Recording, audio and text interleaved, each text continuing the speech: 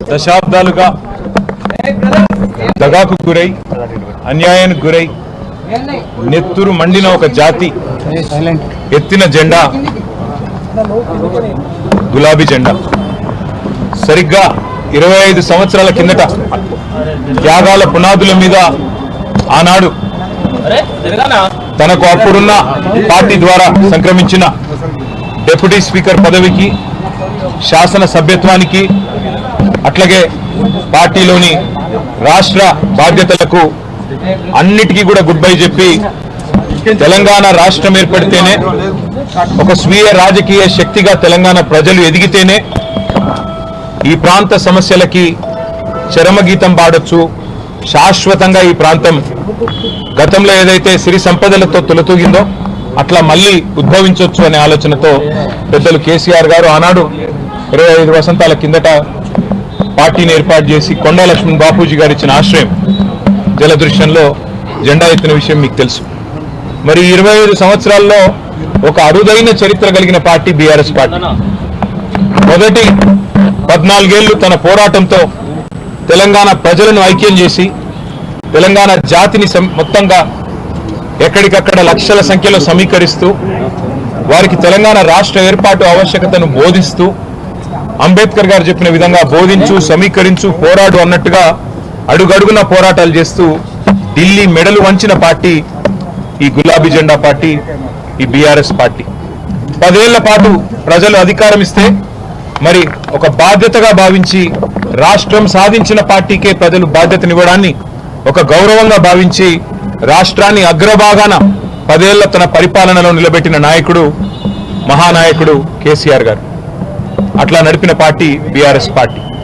అదేవిధంగా గత 2.5 సంవత్సరాలుగా ఈ దుర్మార్గ అరాచక పాలనకు వ్యతిరేకంగా తెలంగాణలోని కోట్లాది మంది అణగారిన వర్గాల తరఫున, అణగారిన ప్రజల తరఫున ఇవాళ వారి గొంతుకై నిలుస్తున్నది బీఆర్ఎస్ పార్టీ. ఆనాడు 14 ఏళ్లు ఉద్యమ పార్టీగా, 10 ఏళ్లు అధికార పార్టీగా, గత 2.5 ఏళ్లు ప్రతిపక్ష పార్టీగా అన్ని పాత్రలు, ప్రజలిచ్చిన ప్రతి పాత్రను సమర్థవంతంగా పోషిస్తూ ఇవాళ భారతదేశ చరిత్రలోనే అతి కొద్ది పార్టీలు, 25 వసంతాలు పూర్తి చేసుకున్న పార్టీలు వేళ్ల మీద లెక్కబెట్టదగ్గ సంఖ్యలో ఉంటాయి. ఆ కోవన చేరింది బీఆర్ఎస్ పార్టీ కేసీఆర్ గారి నాయకత్వంలో. మళ్ళీ ఒకసారి ఈరోజు పునరంకితం అవుతున్నాం. ఖచ్చితంగా తెలంగాణ ప్రజలకు ఒక స్వీయ రాజకీయ అస్తిత్వం ఉండాలి అని ప్రొఫెసర్ జయశంకర్ గారు ఎప్పుడు ఏదైతే చెప్తా ఉండేవారో, ఎట్టి పనికైనా మట్టి పనికైనా మనవాడే ఉండాలని చెప్తా ఉండేవారో అట్లాగే మళ్ళీ పునరంకితం అవుతాం. తెలంగాణను కాపాడడానికి, తెలంగాణలోని ఈ అరాచక కాంగ్రెస్ బీజేపీల నుండి తెలంగాణను మళ్ళీ ఒకసారి పట్టాలు ఎక్కించడానికి కేసీఆర్ గారి నాయకత్వంలో అందరం సమిష్టిగా ఐక్యంగా పోరాటం చేస్తాం.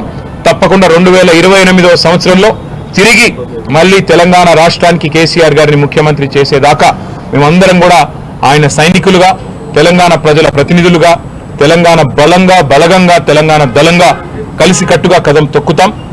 తప్పకుండా తెలంగాణకి మళ్ళీ ఒకసారి పునరంకితం అవుతాం. ఈ పవిత్ర రోజున, పార్టీ ఆవిర్భవించిన ఈ పవిత్ర రోజున, 25 వసంతాలు పూర్తి చేసుకున్న ఈ రోజున తప్పకుండా మాకు మరింత ఉత్సాహం, మరింత ఉత్తేజం ఇవ్వడానికి మా నాయకుడు కేసీఆర్ గారు ఇప్పుడు మధ్యాహ్నం 2 గంటలకి రాబోతా ఉన్నారు. వారి రాక కోసం, వారి దిశానిర్దేశం కోసం తెలంగాణలోని లక్షలాది మంది గులాబీ దండు ఎదురు చూస్తా ఉన్నారు.